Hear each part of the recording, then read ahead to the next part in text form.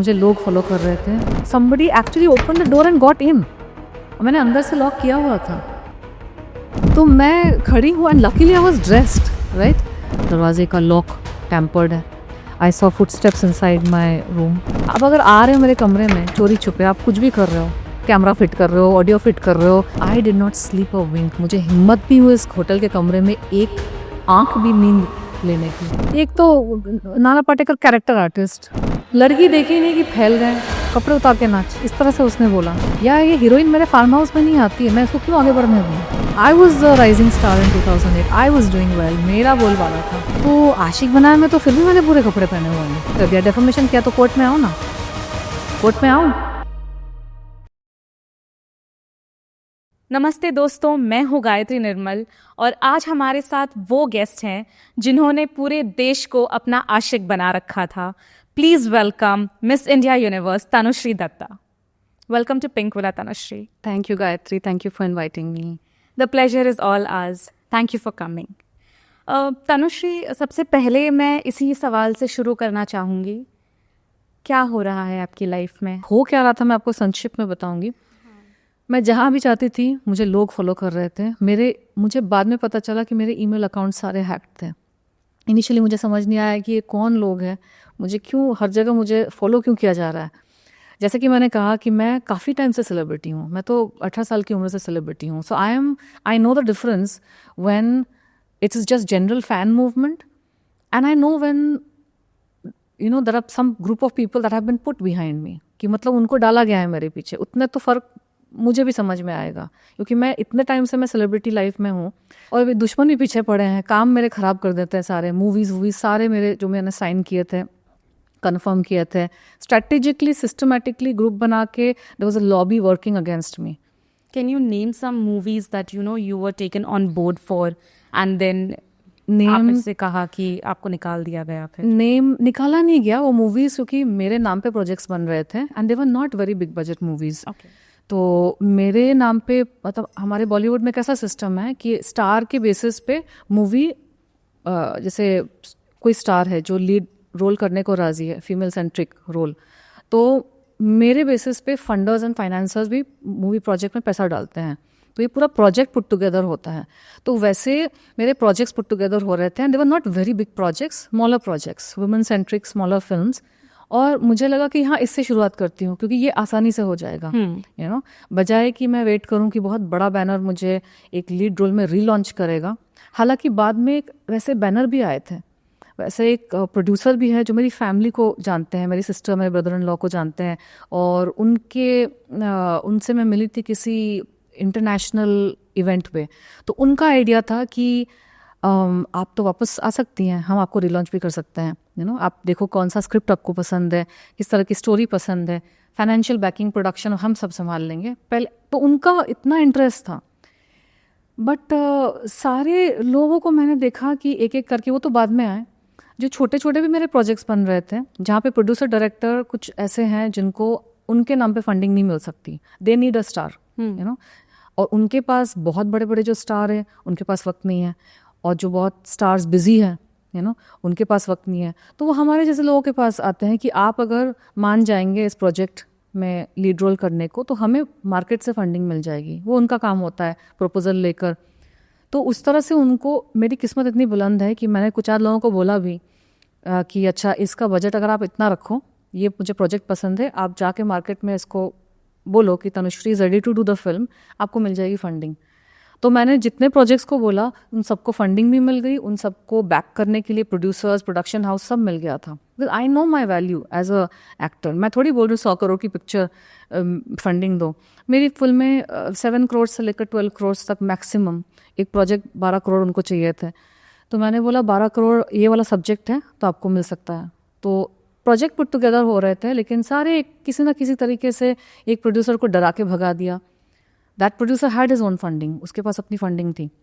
He was Bengali from my community. सब बातें हो गई, सब ठीक हो गया. मुझे उसने 5 स्क्रिप्ट्स सुनाई थी. 5 में से मैंने एक स्क्रिप्ट चूज़ की जो मुझे सबसे सिंपल लगी, and I wanted to work with him in future also. पहले एक सिंपल सा प्रोजेक्ट कर लेते हैं, फिर बाद में. फिर एक दिन गायब हो गया. मैंने मैनेजर से पूछा जो मिडिल पर्सन थे, तो आर्टिस्ट मैनेजर जो होता है कि क्या हो गया उसको, तो बोले वो तो उसको पता नहीं क्या प्रेशर आया, वो भाग गया, भूटान भाग गया.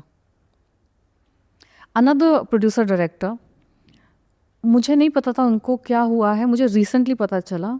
सम journalist only from another production house जो सुशांत सिंह और इन सब चीज़ों का इन्वेस्टिगेटिव जर्नलिज्म कर रहे हैं, उन्होंने मुझे कांटेक्ट करके बताया कि आपके जो वो फलाना डायरेक्टर थे, राइटर थे, जिन्होंने आपको वो स्क्रिप्ट सुनाई थी. तो पहले तो उन्होंने बोला किसी और को भी परेशान किया जा रहा है. मैंने बोला कौन है ये, उनका नाम बताया, मुझे नाम याद नहीं था. फिर बोले नहीं, आपको उन्होंने स्क्रिप्ट सुनाई थी 2-3 साल पहले, वो मिलने आए थे आपको स्क्रिप्ट पसंद भी आई थी. 3 या 4 साल पहले की बात होगी. 2021-2022 में ये सब हो रहा था. तो मैंने बोला हाँ वो आए थे, मैं स्क्रिप्ट भी सिलेक्ट की थी. मैंने उनको बोला भी था कि आपको फंडिंग मिल जाएगी. उनको 2-3 जगह से ग्रीन लाइट भी हो गया था. फिर वो भी थोड़ा सा बैकफुट पे आ गए, तो मैंने भी पुश नहीं किया. सो उनको क्यों परेशान कर रहे हैं. तो that guy is telling me maybe because they wanted to work with you, because they had narrated you the script. मतलब इन लोगों को पूरी खबर रहती थी कि मैं किससे मिल रही हूँ, कहाँ मिल रही हूँ, प्रोजेक्ट. इन लोग यू मीन जो भी ये लोग गिरोह बना के मुझे परेशान कर रहे थे. एक तो फिजिकल जो फॉलो कर रहे हैं वो तो गुंडे टाइप के हैं, मतलब उनको डाला गया है, लेकिन उनके पीछे भी तो कुछ लोग होंगे ना जिन्होंने इस पूरे फिनोमेना को मोबिलाइज किया होगा. क्या आपको किसी पे डाउट है? डाउट तो मैंने जैसा कि मीडिया इंटरव्यूज में बोला है कि अगर मेरा किसी के साथ मीटू का केस चल रहा है और उसके एनजीओ पर सवाल उठाने के बाद ही मेरे साथ ये सारी घटनाएं शुरू हो जाती है, तो शक की सुई तो उस पर ही जाती है, नाना पाटेकर. लेकिन मुझे नहीं लगता है कि वो अकेला है इसमें मुझे लगता है कि बॉलीवुड का जो एक माफिया ग्रुप है ना, जो हमने सुना है पहले भी, बहुत सारे लोगों ने इंटरव्यूज़ दे के बोला है कि हमें परेशान किया गया है, हमें हमारा काम साबोटाज किया गया है. मुझे लगता है कि ये एक माफिया ग्रुप है बॉलीवुड में जिनका काम ही है लोगों को साबोटाज करना, उनके काम खराब करना, गुंडागर्दी करना, करियर खराब करना. तो और इन लोगों की दोस्ती होगी. मीटू के बाद तो बहुत लोगों को लगता हुआ कि या कल को और 2-4 और लड़कियां आ जाएंगी, हमारे भी खुले चिट्टे खुल जाएंगे. That fear is always there, right. And when I came back US से, मैं यूएस से भी वापस आ गई, फिल्में भी कर रही हूँ. अगर मुझे आगे बढ़ने को अलाउ किया जाता तो शायद उनको डर था कि ये एक उदाहरण बन जाएगी सबके लिए कि आप अपने हक की लड़ाई भी लड़ सकते हो, आप दबके भी नहीं हो, फिर आप वापस भी आ गए हो और आपने फिल्में भी कर ली है. See something that these people, that target people, they did not take into account. उन्होंने हर तरीके से मुझे दबाने की कोशिश की, लेकिन उनको ये नहीं रियलाइज़ हुआ कि पब्लिक का सपोर्ट मेरे पास आज भी हमेशा रहेगा. क्योंकि किस तरह की परेशानी आपको झेलनी पड़ रही थी? देखिए, एक तो कोई अगर आपको फॉलो कर रहा है वही एक बहुत बड़ा एक एंग्जाइटी का पॉइंट होता है, क्योंकि आप जब समझ जाते हैं ना कि मेरे काम खराब किए जा रहे हैं, मुझे पर्सनली भी फॉलो किया जा रहा है. और ये लोग जो होते थे ना, अगर मैं किसी छोटे शहर में गई हूँ, मंदिरों वाले शहर में, वहाँ पे तो और ज़्यादा ऑब्वियस हो जाता है if somebody is following you and trying to surveil you, video record you, क्योंकि पूरी दुनिया एक तरह से चल रही है, ये 4-5 लोग एक तरह से चल रहा है, तो you understand. But I never reacted. वो चाहते थे कि मैं रिएक्ट करूं, पागल हो जाऊं, क्योंकि intention is to drive a person mad. जब आपको ग्रुप मिला के ग्रुप एफर्ट होता है ना टारगेट करने का, उसका पर्पस ये होता है कि या तो फिर आप सुसाइडल हो जाए, एकदम मतलब डिप्रेस्ड हो जाए, पुश्ड अगेंस्ट द कॉर्नर हो जाए. So I felt like all these odd things were happening. जैसे कि मैं किसी होटल में चेक इन कर रही हूँ साधना ट्रिप के लिए, किसी टेम्पल के पास आसपास, एंड अचानक से I realise that somebody else has the key to my room. किसी और, somebody else, like I'm inside the room and I will see that someone's trying to open the door, and the entire hotel knows that, I've checked in, because the manager and the general manager, everybody comes to do स्वागत and all that. तो मतलब ऐसा भी नहीं है कि आप ऐसे कोई है, आपने चेक इन कर लिया, गलती होगी किसी और से, आपको VVIP ट्रीटमेंट भी मिल रही है. I am staying at good places, so how can someone गलती से give an extra key to somebody?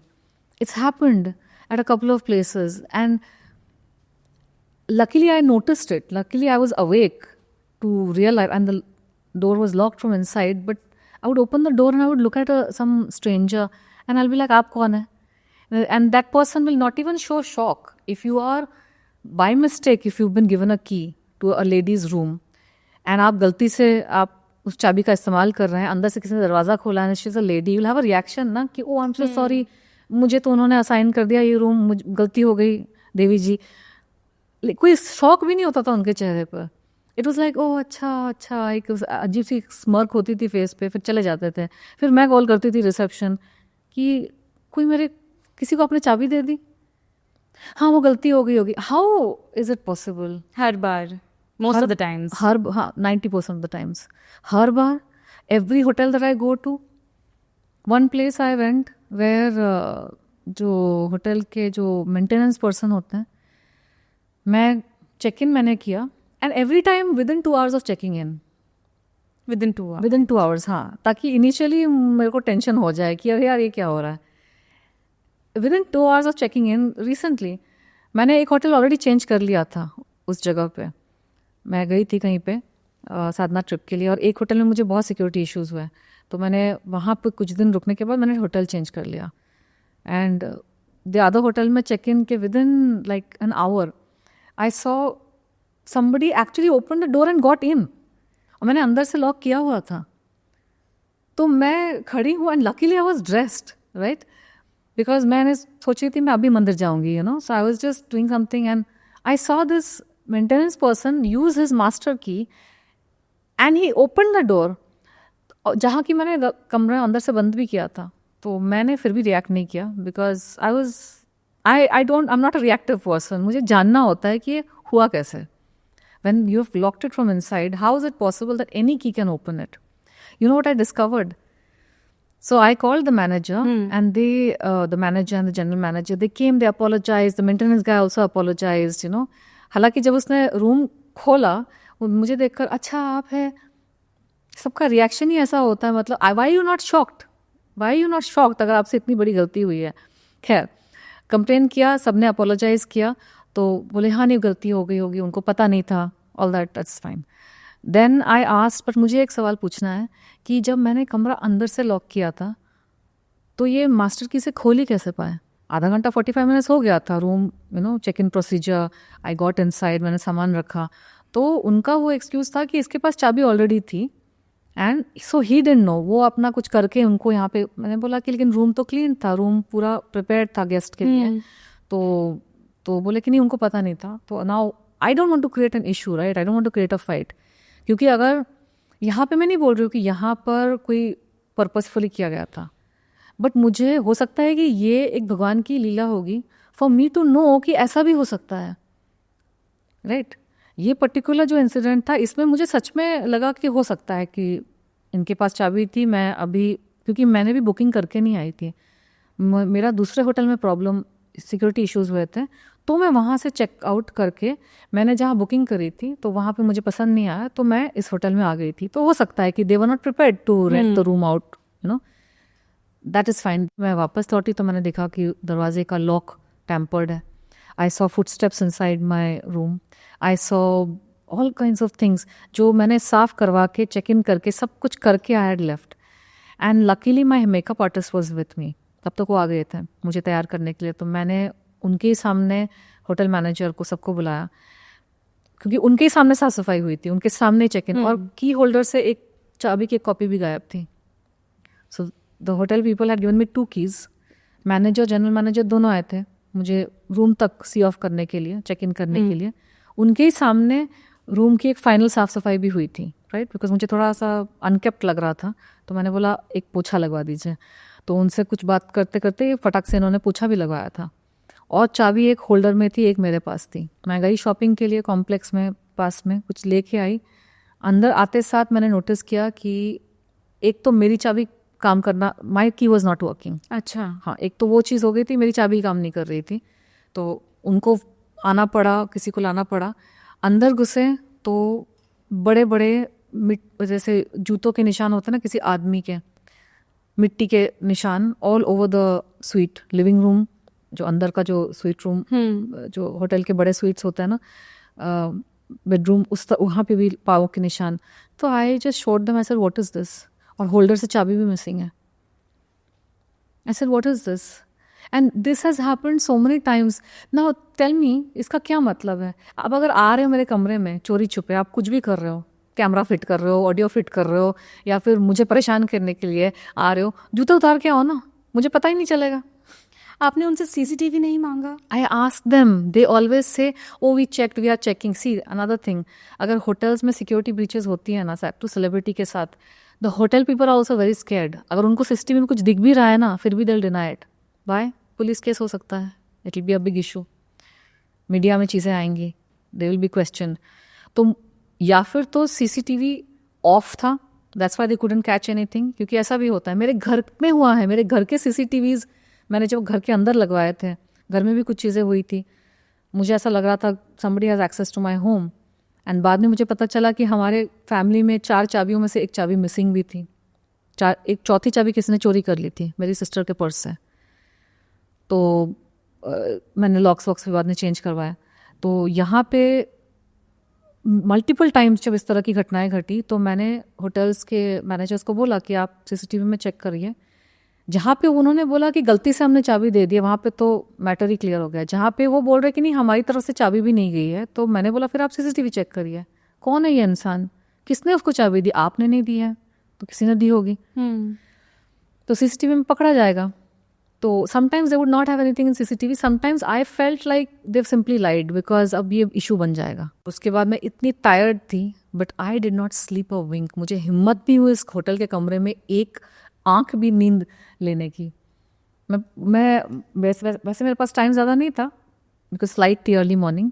मैं सोफे पर ही बैठ गई 2 घंटा। I was sitting on the sofa like this awake, I was so asleep, but I didn't want to sleep there because especially the issue was not resolved. But 5 star hotels जो होते हैं उनका सीसीटीवी तो हमेशा चलता है। देखिए, अब मुझे नहीं पता, ये सारे 5 स्टार्स नहीं थे, कुछ 5 स्टार थे, 4 स्टार, 3 स्टार। लेकिन अगर मल्टीपल लोकेशंस में आपके साथ सिमिलर तरह की चीज़ें हो रही है, तो आपको डराने के लिए, आपको अंदर से हिलाने के लिए सारी चीज़ें हो रही है। एक तो काम आप खराब कर रहे हो, मैं हमेशा बजट पे रहती हूँ, because if I have to maintain my lifestyle, I have to आप किसी 4 स्टार 5 स्टार में रुके हैं, साधना के लिए गए हैं, there is a limit to how much you can safety के लिए भी आपको अच्छे होटल्स में आपको रुकना चाहिए। 1 महीना, 2 महीना, 3 महीने के लिए मैं जाती हूँ कभी कभार। So I have spend so much money, I can't run around doing all this court कचहरी पुलिस ओवर देयर, कुछ होने वाला नहीं है। बॉम्बे में जब मैंने इस तरह के लोगों के प्रति कंप्लेन किया था पूरे प्रूफ के साथ, 7 महीने इन्वेस्टिगेशन का ढोंग किया, फिर भी पकड़ नहीं पाए, तो मैं किसी दूसरे शहर में जहाँ पे ज़्यादा लोग कोऑपरेट भी नहीं कर रहे हैं, क्योंकि उनको they want to save their back ना, क्योंकि आपके रियल दुश्मन तो कहीं और बैठे हैं। ये जो गुंडे भी परेशान कर रहे हैं, ये भी आपके रियल दुश्मन, ये तो भाड़े के टट्टू हैं, ये तो भाड़े के टट्टू हैं। एंड 2018 में एक और घटना घटी, सिंटा के ऑफिस में कोई बहुत बड़े लॉयर आए थे। तो जब मैं 2018 में उन्होंने मुझे बुलाया अपॉलॉजी लेटर के बाद, मतलब उनका अपॉलॉजी आया मीडिया में तो सबको पता है, फिर उन्होंने मुझे ऑफिस में बुलाया, तो मुझे लगा चलो 2008 में इन्होंने कुछ नहीं किया, 2018 में कुछ करेंगे। तो जब मैं वहाँ गई तो एक बहुत बड़े लॉयर बैठे हुए थे, नामचीन लॉयर। तो उनका मुझे सजेशन ये था कि मैं देश छोड़ के चली जाऊँ। So can you imagine, CINTAA is calling me to their office, I am sitting there and I am thinking कि शायद ये लॉयर मेरी हेल्प करने के लिए, क्योंकि तब तक मुझे डेफेमेशन नोटिस ये वो सब भेज दिया था। हालांकि मुझे उससे फ़र्क, डेफेमेशन क्या है का डेफेमेशन, मैंने नाम फाउंडेशन के ऊपर सवाल उठाए थे, उसका डेफेमेशन आया था। तो सवाल तो कोई भी उठा सकता है, संविधान में हक है। ये एनजीओ इतने पैसे कमा रही है, इतने पैसे ऐंठ रही है पब्लिक से, कॉरपोरेट से, CSR स्कीम के तहत गवर्नमेंट से पैसे इसको मिल रहे हैं एनजीओ में, तो काम क्या करती है? इतने करोड़ों का लागत एनजीओ के थ्रू हो रही है लेन देन, लेकिन ये पैसे जा कहाँ रहे हैं, कहाँ से आ रहे हैं, कहाँ जा रहे हैं, किस पर्पस के लिए? और गांव बसे हैं यहाँ पे ये क्या, लेकिन वहाँ कॉल करके देखो, जाके देखो तो कुछ भी नहीं है। तो पुलिस का तो इन्वॉल्वमेंट होता ही इन सब चीज़ों में। अगर कोई संस्था बोल रही है कि हमने ये किया, हमने वो किया, और वहाँ पे कुछ भी नहीं है, बस छोटा सा एक ऑफिस बना के रखा है। 2 जर्नलिस्टों ने जब सवाल उठाए तो उनको भी परेशान करना शुरू कर दिया, उनको भी जेल डाल दिया था झूठे झूठे केसेस में, या किसी कोई चीज़ करके। तो बेचारे वो जूनियर लेवल जर्नलिस्ट थे, तो बहुत परेशान हुए, फिर इन्होंने मैटर को ड्रॉप कर दिया।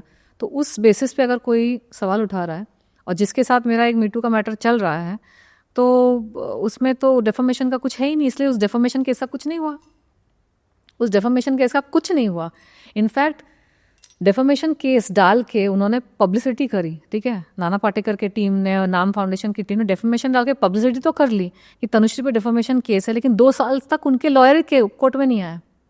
आप गए थे? हमारा टीम में, my team is there, I have never had to step foot inside the court.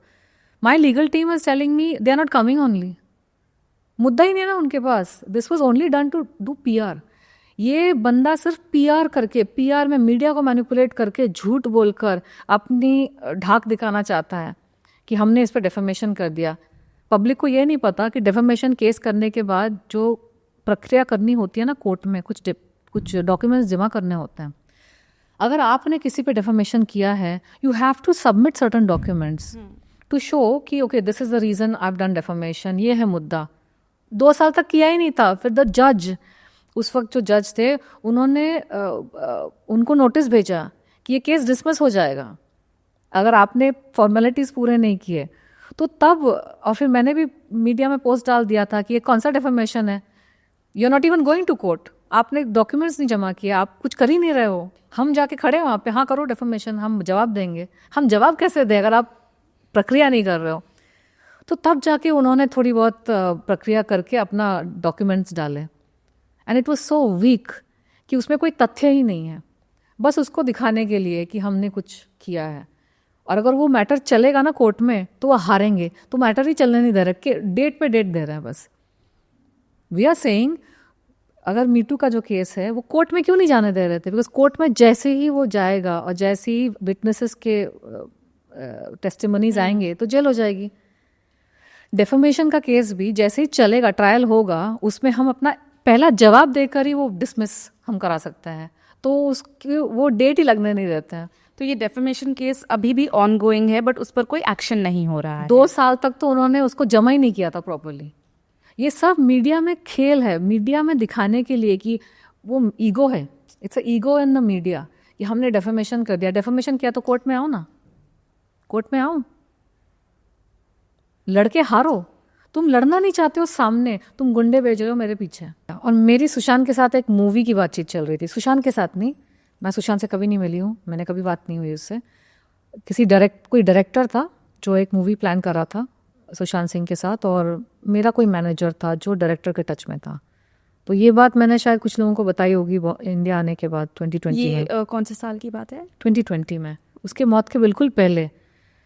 तो ये एक मैनेजर था, उसने मेरे को अमेरिका में कॉल किया था कि आप ऐसी एक मूवी हो रही है एंड नाम सजेस्ट कर रहे हैं एक्ट्रेसेस का, तो मैंने आपका भी नाम सजेस्ट किया है एंड उनको इशू नहीं है। तो मुझे याद है ये, मैंने पूछा था कि अरे वो तो बहुत नाम वाला hero, is a current like very big star, is okay to work with me after me too and everything. तो बहुत सारे लोग थोड़े से, तो उन्होंने नहीं, तो तब मुझे पता चल गया था कि he is a good man, that Sushant Singh was a good man. जो जिसके खुद की दाढ़ी में तिनका नहीं होगा ना, जिसके खुद के गिरेबान में कैरेक्टर फ्लॉ नहीं होगा, जो खुद साफ सुथरा इंसान होगा, उसको मेरे साथ काम करने में कोई तकलीफ नहीं होगी। आप उनके ऑपोजिट पेयर हुई थी उस फिल्म में? वो फिल्म कंफर्म नहीं होती कास्टिंग, जैसे कि मैंने कहा कि वो एक्ट्रेसेस का नाम कंसिडर कर रहे थे।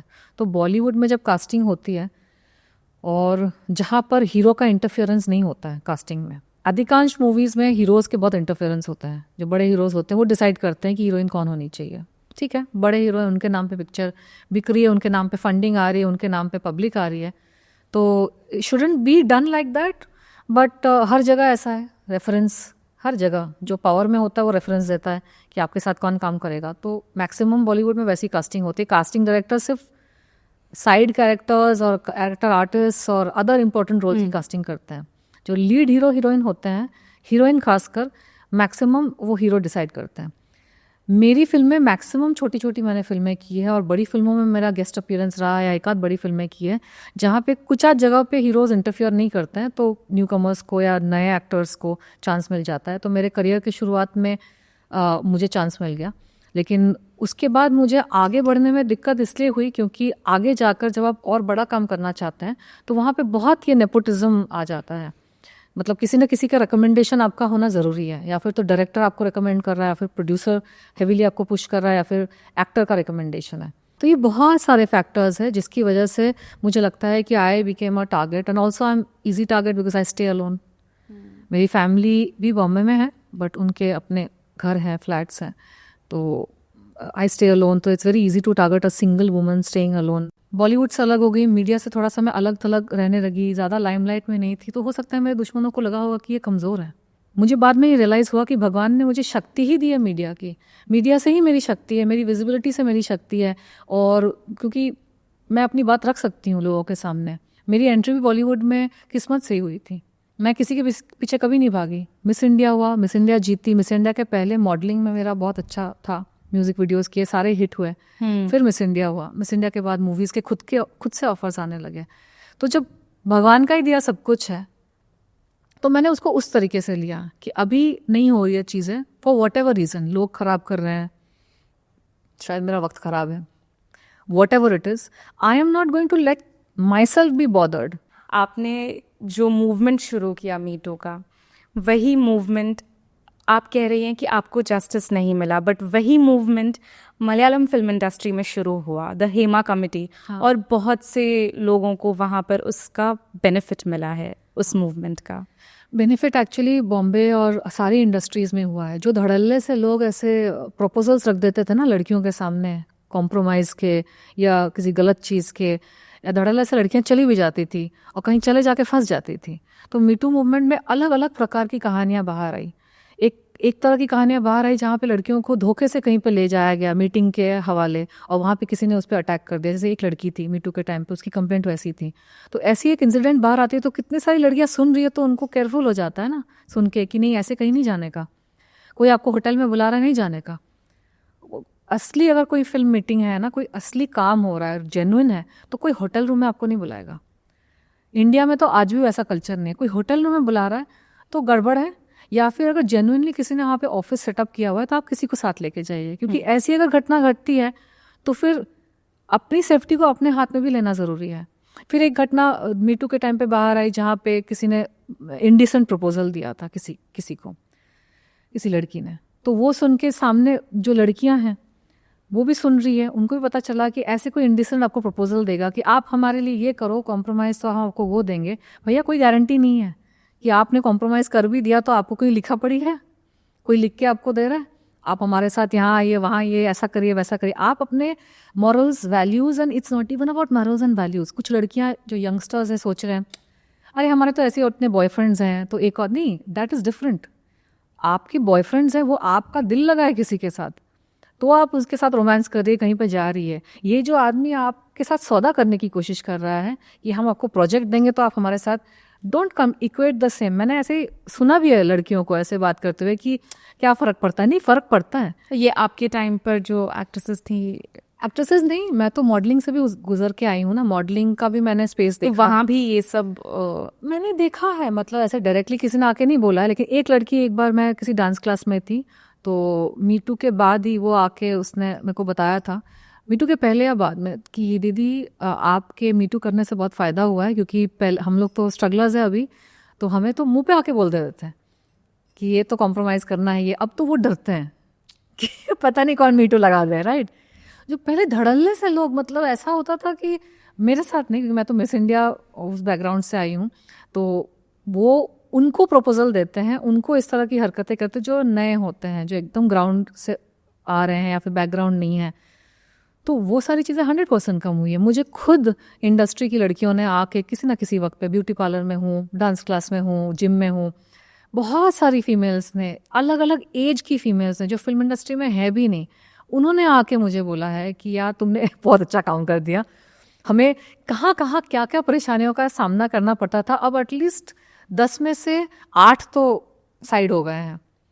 तो फ़ायदा सब जगह हुआ है। मुझे जस्टिस नहीं मिली, क्योंकि जस्टिस होने के लिए सबके कोऑपरेशन ज़रूरत है, करप्शन को हटाने की ज़रूरत है। बॉलीवुड आज ख़त्म हो चुका है, ख़त्म होने की कगार पे है।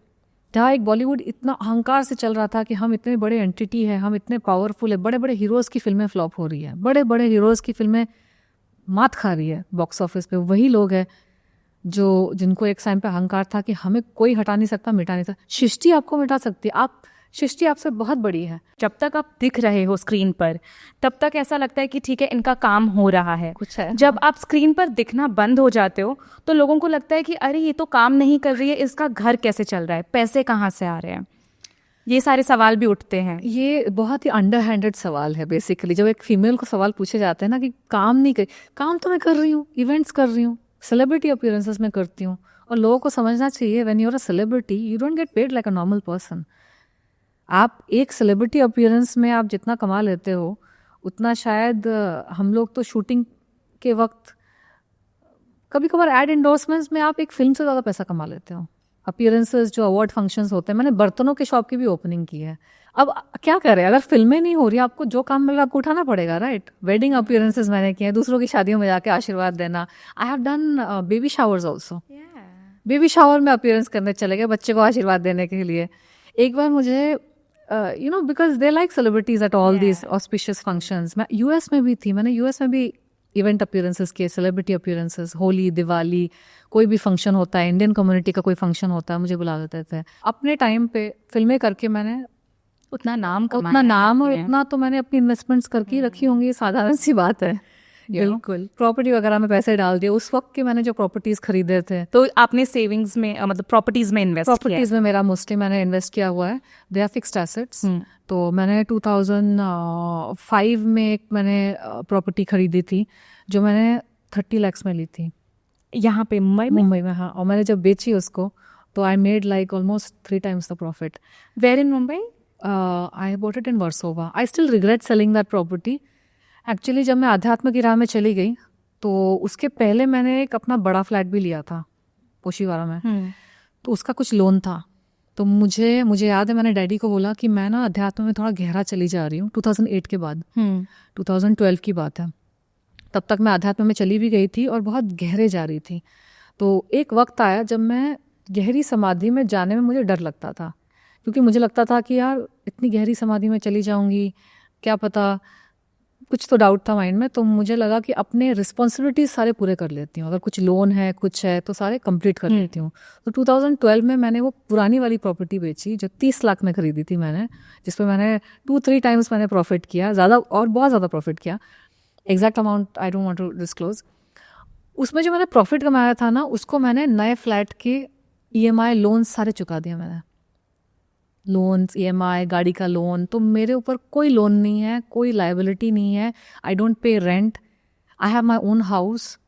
उसका बस मुझे मेंटेनेंस देना पड़ता है, एंड मेरा खुद का अकेले का। सारे फैमिली को मैंने सेट कर दिया है। माई सिस्टर, शी केम, उस वक्त वो स्टूडेंट थी, उसका एजुकेशन मैंने करवाया। उसको बॉलीवुड में हेल्प चाहिए थी, उसको करेक्ट लोगों से इंट्रोड्यूस करवा दिया। शी इज़ टैलेंटेड, उसने अपना काम हो गया, she is proved herself. TV करती है, मूवी करती है, तो I am my responsibility is done over there. Mom dad, we come from a decent background, तो मॉम डैड उनके भी खुद के इन्वेस्टमेंट्स है, खुद का भी उनका है। So everybody sorted. मेरे ऊपर कोई आगे पीछे मुझे मतलब मेरी कोई रिस्पॉन्सिबिलिटी नहीं है, मुझे अब अपना देखना है, तो उतना तो इंसान कर ही लेता है। कुछ लोग होते हैं जो इन्वेस्टमेंट्स और ये सब में बहुत गहराई से रिसर्च करके उस पर इन्वेस्ट मतलब एक्शन करते हैं, but most of the people just work earn and they don't really focus on investing, but that was a wise decision. That was actually my dad. It was, I would give the credit to my dad. My dad is from a finance background. Okay. He was a very popular officer in insurance, life insurance. He had 40 agents working for him. And so because he made very wise financial decisions, he was also a very valued employee of his company.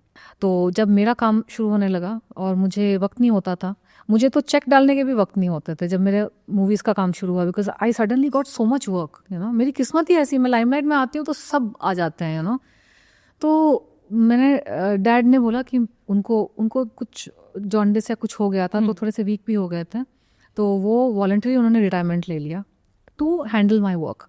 तो सारा मेरा finance, मेरे investments, सारे decisions उनके थे, and I trusted him because I know his from that background. तो उन्होंने ही थोड़ा बहुत हेल्प किया। एंड हाँ, मेरा जो डिसीजन था, वो नहीं चाहते थे वो प्रॉपर्टी को सेल करना। ही बिलीव्स कि बॉम्बे की प्रॉपर्टी कितनी भी वैल्यू की हो, सेल नहीं करनी चाहिए, क्योंकि उस 10 साल बाद you can make double and triple. But उस वक्त पे मुझे कैसा लग रहा था कि एक लोन है और मैं गहरे आध्यात्मिक स्थिति में जाना चाहती थी। I wanted to go very deep in meditation. तो जब आप गहरे मेडिटेशन में जाने की कगार पे हो ना, तो आपकी जितनी इनसिक्योरिटीज़ होती है लाइफ में, जितने आप कोई भी अगर छोटी सी चीज़ हो ना जो आपको बॉदर कर रही है, वो चीज़ आपके माइंड में बार बार आती है. तो it was not a wise decision, it was a important decision for me. मैं आज की जनरेशन को आपसे री इंट्रोड्यूस करवाना चाहूँगी, बिकॉज हम तो जानते हैं कि आपका क्या बोलबाला था उस वक्त. एंड बाय हम I mean the 90s kids. उस टाइम के गाने they were all super duper hit, जिसमें से एक गाना ये भी है आशिक बनाया आपने, जो आपकी पहली फिल्म थी. 2004 में आई थी. 2004 आपकी पहली फिल्म. फिल्म कैसे मिली? फिल्म तो मैंने चॉकलेट करके एक मूवी साइन करी थी. हाँ. और उसके EP was the same as आशिक बनाया की EP. So they were casting and they wanted someone popular. तो मेरा मिस इंडिया का टाइटल था मेरे पास. मैं ऑलरेडी एक्चुअली मूवीज़ मेरी रिलीज़ होने से पहले ही इंडस्ट्री में एक बज़ हो गया था कि ये नई एक्ट्रेस आई है, मिस इंडिया है, मिस यूनिवर्स से होके आई है, और so everybody wanted to cast me. मेरे पास एक्चुअली 5 या 6 मूवीज़ के ऑफर थे उस वक्त. तो मैंने उसमें से टॉप 2 चूज़ किया. चॉकलेट मूवी करी, और चॉकलेट मूवी में जो EP थे उन्होंने मेरा नाम रिकमेंड किया था आशिक बनाया. चॉकलेट बाद में रिलीज हुई, right? चॉकलेट बाद में रिलीज हुई. एक्चुअली उसकी शूटिंग पहले शुरू हो गई थी. तो because of Miss India my movie path was very easy, and I have always been a very like I know how to take opportunities, you know. कि मूवी के मिस इंडिया के बाद मुझे लगा मॉडलिंग तो मैं कर ही रही हूँ, लेकिन something more long term in terms of media presence would be movies. तो ऑफर्स आए तो मैंने लिस्ट जो भी मुझे लगा ले लिया. हाँ, और किस्मत अच्छी थी कि दोनों मूवीज़ ही पॉपुलर हो गई. दोनों पॉपुलर हो गए. आशिक बनाया का जो टाइटल ट्रैक है, वो जो पूरा वीडियो है, वो आई थिंक हर इंसान की एक कहानी है उस गाने को लेकर. आपकी क्या कहानी है? उस वक्त तो मैंने उतना ज़्यादा सोचा नहीं था, because I was 20 years old, और मैं मिस यूनिवर्स से वापस आई थी, जहाँ पे मिस यूनिवर्स के स्टेज पे मैंने बिकनी पहनी थी, फुल 2 पीस बिकनी पहनी थी, and I was just like 18, 19 और 20. तो आशिक बनाया में तो फिर भी मैंने पूरे कपड़े पहने हुए हैं, यू नो, गाने में ज़्यादा ही कपड़े पहने हुए हैं बिकिनी से. तो उस वक्त ऐसी when you are a model, you don't look at your body as a matter of shame, because आप स्टेज मॉडल जब होते हो ना, रैम्प मॉडल, तो you are wearing all kinds of clothes, the smallest of clothes. उस वक्त body भी बहुत स्लिम ट्रिम हुआ करती थी, एकदम मतलब स्किनी. तो उतनी स्किनी बॉडी में अगर आपने कम भी कपड़े पहने ना तो इनडिसेंट नहीं लगता वो. तो मेरा तो मॉडलिंग का ही बैकग्राउंड था. बस जुम्मा 4 दिन हुए थे मुझे बिकनी स्टेज से उतर के बॉलीवुड में, तो मैंने उतना ज़्यादा कुछ सोचा नहीं. और किसिंग सीन जो था वो मतलब I really didn't think, because it's professional, right. हमने मूवीज़ देखे हैं, बड़े बड़े एक्टर्स को भी इंटीमेट सीन वगैरह करते हुए देखा, तो आई रियली डिडंट थिंक इतना बड़ा हंगामा हो जाएगा. मतलब गाना अच्छा था इसलिए हिट हुआ, और picturisation was icing on the cake basically. You know, इस गाने की जो कोरियोग्राफी है वो बहुत ही ग्रेसफुल है, बहुत ग्रेसफुल थी. बहुत ज़्यादा. वो भी एक मैटर था. एक बहुत इंपॉर्टेंट चीज़ है, बिकॉज यूजुअली क्या होता है, जब बहुत ज़्यादा हम बोल्ड सीन्स इंक्लूड करते हैं तो वो बोल्डनेस और ग्रेसफुलनेस जो है उसको साथ में रखना becomes a little challenging. This song had both. या सो आई वांट टू अंडरस्टैंड कि इस सॉन्ग की कोरियोग्राफी कैसे हुई थी, क्योंकि उस टाइम पर इंटीमेसी कोऑर्डिनेटर्स नहीं हुआ करते थे. आज इंटीमेसी कोऑर्डिनेटर्स हैं इसलिए कि कोई अनकंफर्टेबल फील ना करे, किसी के साथ कुछ गलत ना हो, वो कंफर्ट स्पेस क्रिएट किया जाता है. Back then we did not have. तो how was the whole vibe?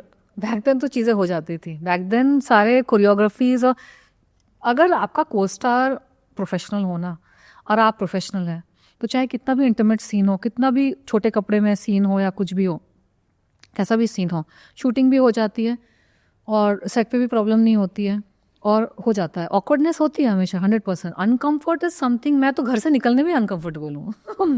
आप मुझे बोलो घर से तैयार होकर निकलने में, मैं बोलो कि यार घर पे बैठना बेटर.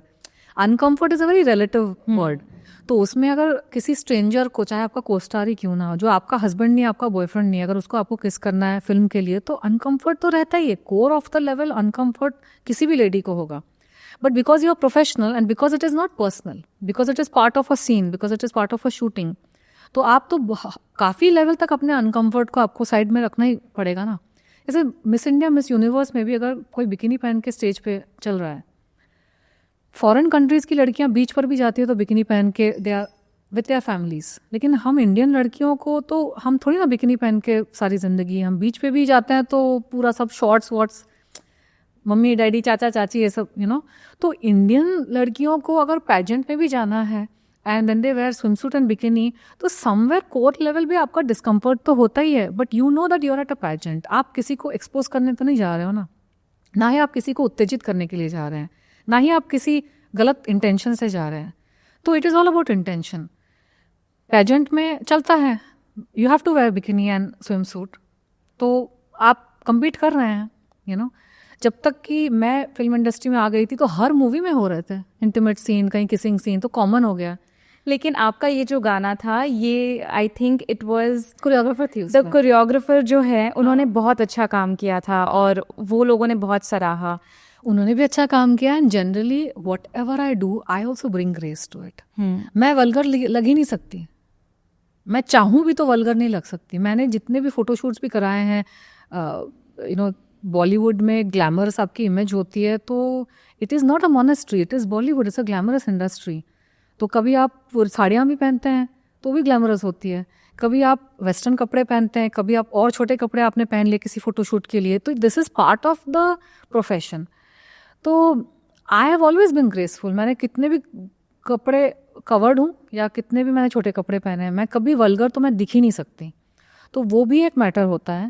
और आई ट्रस्टेड द टीम, मुझे टीम पे भी भरोसा था। मुझे पता था कि वो सेंसेशनलाइज करने के लिए नहीं कर रहे हैं गाना शूट, उनके माइंड में एक यूनिक कॉन्सेप्ट था। तो मैंने भी नहीं सोचा, पिक्चर आई जब और जब मैंने रिएक्शन देखा तब मुझे लगा यार ज़्यादा तो नहीं हो गया कुछ। तब मुझे लगा उस वक्त मुझे मतलब जनरल सी ऑकवर्डनेस थी। जनरल सी ऑकवर्डनेस जो होती है किसी पर पुरुष के साथ थोड़ा सा फिजिकली इंटीमेट, जो आपका कोई रिलेशन नहीं है उसके साथ लेकिन आपको इंटीमेट सीन, तो वो तो एक ऑकवर्डनेस सारी एक्टर्स की भी होती है, वो खुद भी ऑकवर्ड होता है। तो इमरान हाशमी और आपका प्रोसेस क्या था to get a little comfortable? कोई प्रोसेस नहीं होता है, you have to just tell yourself कि ये मेरा सीन है, ये मुझे करना है एंड बस। ऐसा कुछ हैवी ड्यूटी प्रोसेस नहीं था उन दिनों में ये सब इंटीमेसी कोऑर्डिनेटर्स भी नहीं होते थे और ना ही इंटेलेक्चुअल प्रोसेस होता था। या you have to kiss somebody, या it is awkward, so you go ahead with that scene, that's all. मतलब आज तक मुझे लोग पूछते हैं इसके बारे में, मतलब लोगों के माइंड में कितना असर पड़ा होगा। मैंने तो शूट किया, मैं घर चली गई, बट लोग देख नहीं पाते थे टीवी पर वो गाना, छुप छुप कर सब देखते थे। उनके माइंड की प्रॉब्लम है, मेरे माइंड में तो कुछ गलत नहीं था ना।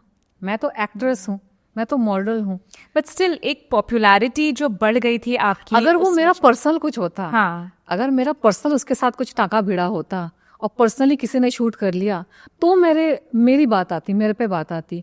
स्क्रिप्ट भी डायरेक्टर ने लिखी थी, प्रोड्यूस फाइनेंसर कर रहा था पिक्चर को, कोरियोग्राफर कर रही थी, मैं तो सिर्फ एक्ट्रेस थी, मेरा तो आइडिया भी नहीं था। बट आपको बहुत सारे कॉल्स और मैसेजेस आए होंगे उसके बाद, लाइक ऑफर्स आए होंगे उसके बाद। एक्चुअली क्या हुआ ना, जब तक वो मूवी रिलीज़ हुई तो तब तक मैं एक सीरियस रिलेशनशिप में जा चुकी थी। तो मेरे जो उस वक्त जो मेरे बॉयफ्रेंड कह लीजिए या मेरे पार्टनर थे, तो उनको अचानक से लगा नहीं अब तुम ये सीन मत करो, क्योंकि अब हम साथ में हैं, तो अब मैं नहीं चाहता कि तुम किसी और के साथ इस तरह के सीन्स करो। तो तब मैंने मना कर दिया था। और भी मैंने चीज़ देखी कि हंगामा इतना ज़्यादा हो गया, और सब मुझे क्यों बोल रहे हो यार, मैंने थोड़ी ना स्क्रिप्ट लिखी है, मैंने डायरेक्ट नहीं किया है, मेरा आइडिया भी नहीं है, क्रिएटिव आइडिया भी मेरा नहीं है, तो why am I getting the heat of it? I am just an actress. मुझे जो कपड़े उस वक्त, अभी तो मैं थोड़ी सीनियर हो गई तो मैं बोल भी सकती हूँ कि चलो हाँ मुझे ऐसे नहीं पहनने कपड़े, वैसे नहीं पहनने। मैं पहले से, मैं धीरे धीरे इंसान सीखता है, पहली 2 फिल्में समझ नहीं आती है, जो आपको बोल रहे हैं सीन करने को, जो कपड़े पहना रहे हैं आप पहन लेते हो। और 20 ईयर्स की थी मैं। तो बाद में मुझे रियलाइज़ हुआ कि नहीं, छोटे कपड़े नहीं, लंबे कपड़े पहनो। बॉलीवुड में आके मुझे अचानक से रियलाइज़ हुआ कि यहाँ पे कपड़ों के बेसिस पे आपको ये ना लोगों को फ़र्क नहीं पड़ता, वो लोग आपको डाउन करने के लिए ये सब टाइपकास्ट आई थिंक कर देते। टाइपकास्ट पे नहीं, मुझे तो और भी अच्छे अच्छे फिल्मों के ऑफर्स मिले सब। ये जो दुश्मन होता है ना, जो आपको दुश्मन मतलब जो अपने आप पर सेल्फ डायग्नोज दुश्मन, उनको ही प्रॉब्लम हो गई आपसे, आपके सितारे बुलंद हो रहे हैं, आपकी पॉपुलैरिटी हो रही है, तो आप में नुक्स निकालना है। क्या निकालेंगे? एक्टिंग में निकाल नहीं सकते, प्रोफेशनलिज्म में निकाल नहीं सकते नुक्स, तो बोलेंगे हो कैसे कपड़े पहने, हो फिल्म किस कर दिया। अरे मैं क्या करूँ, डायरेक्टर से जाके बोलो, प्रोड्यूसर से जाके बोलो, उनका आइडिया। पॉजिटिव वे में आपको हाँ, बहुत positive। पॉजिटिव रिस्पॉन्सेज मिले थे। तो ये जो नेगेटिव करने वाले हैं वो तो पॉजिटिव को ही नेगेटिव में कन्वर्ट करते हैं ना, वो किसी भी चीज़ को नेगेटिव में कन्वर्ट कर देंगे। मेरे को बहुत अलग अलग तरह की फिल्में ऑफर हुई, मैंने की भी फिल्में, और बिकॉज मेरा वो रिलेशनशिप था तो उन्होंने जब बोला कि अब तो मेरी मम्मी डैडी भी देख रहे हैं, तो मेरे मम्मी डैडी भी शौक हो गए थे, तो मुझे सबका संभाल के मैंने बोला कि नहीं, अभी आगे से बोल्ड सीन्स और इंटीमेट सीन्स मना कर देती हूँ, क्योंकि मैं सीरियस रिलेशनशिप में थी, उसे पसंद नहीं आ रहा था। तो मैंने बोला अब किसी को अगर उतना महत्व दे रही हूँ लाइफ में, तो थोड़ी बहुत चीज़ें मान लूँ ना उसकी। इंडस्ट्री से ही थे वो?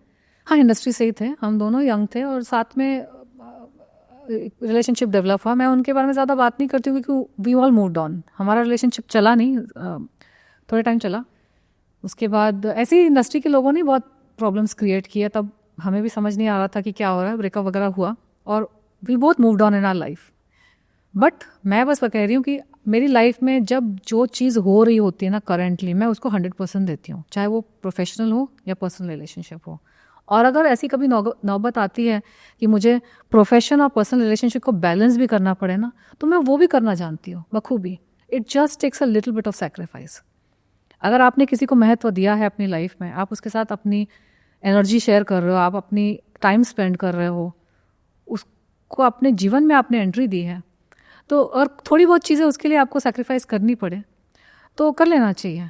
अगर फिर भी काम रिलेशनशिप वर्कआउट नहीं हो तो फिर मैंने तो 100% दिया था, मैं क्या करूँ। सो आपके एंड में सैक्रिफाइस ये था कि इंटीमेट सीन्स आप नहीं करोगे? हाँ, क्योंकि उसने मेरे को क्लियरली बोल दिया कि अब तू ये सब करेगी तो मेरी मम्मी डैडी मेरे को I am getting awkward in the family because he wanted to marry मी।